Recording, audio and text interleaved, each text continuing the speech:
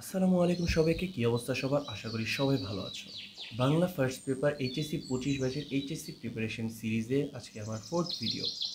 তো আজকের এই ভিডিওতে আমি মানব কল্যাণ সম্পর্কে তোমাদের সাথে আলোচনা করব। মানব কল্যাণ গল্প অত্যন্ত ছোটোভাবে তোমাদের সাথে আলোচনা করব, যেন খুব সহজেই তোমরা যে কোনো সৃজনশীল অ্যান্সার করতে পারো। কারণ মানব কল্যাণ গল্পটা না আসলে নিজেরা যেটুক তোমরা ফিল করতে পারবা সেটুক থেকে তোমরা সুন্দর মতো বানিয়ে গুছিয়ে একটা অ্যান্সার করতে পারবা। সো এই গল্পটার মূল যে ভাব এবং যেটুক পড়লে তোমরা একটা এই গল্প থেকে যে কোনো সৃজনশীলের গ খ অ্যান্সার করতে পারবা, আমি তোমাদেরকে সেটুক পড়িয়ে দিব। মানব কল্যাণ, আবু ফজল। মানব কল্যাণের মূল যে বিষয়টা সেটা আমরা জানি এখন। দুস্থ মানুষকে দান খয়রাত করা কখনো মানব কল্যাণ হতে পারে না। এটি খুবই সংকীর্ণ মনোভাবের প্রমাণ দেয়। মানব কল্যাণ হলো মানুষের সার্বিক মঙ্গলের প্রয়াস, অর্থাৎ সকল অবমাননাকর অবস্থা থেকে মর্যাদাপূর্ণ অবস্থায় মানুষের উত্তরণ ঘটানোটাই মানব কল্যাণ। মুক্তিবুদ্ধির সহায়তায় পরিকল্পনামাফিক পথেই কল্যাণময় পৃথিবী রচনা সম্ভব। এটা দ্বারা তোমরা কি বুঝলে?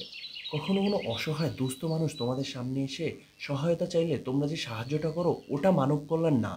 মানব কল্যাণ হচ্ছে একটা মানুষের সার্বিক কল্যাণ করা, যেন সেই কল্যাণ তার ভবিষ্যতেও কাজে লাগে।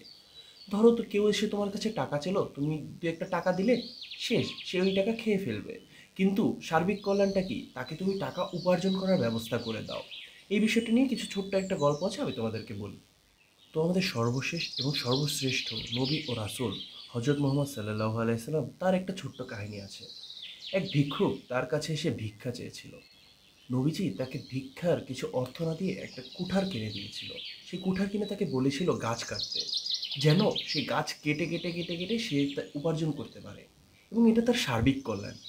সে কষ্ট করে গাছ কেটে প্রত্যেক দিন সে অর্থ উপার্জন করতে পারবে, কিন্তু তাকে যদি শুধু একটু সহায়তা, কিছু অর্থ দান করা হতো, তবে কিন্তু সে অর্থ সে একদিনেই শেষ করে ফেলতো।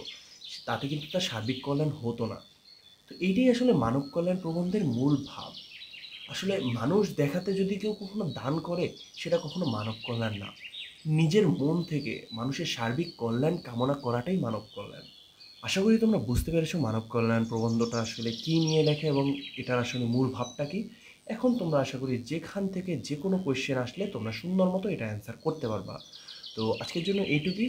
দেখা হবে এই সিরিজেরই নতুন কোনো ভিডিওতে, কোনো গল্প, কবিতা, প্রবন্ধ, উপন্যাস বা নাটক নিয়ে।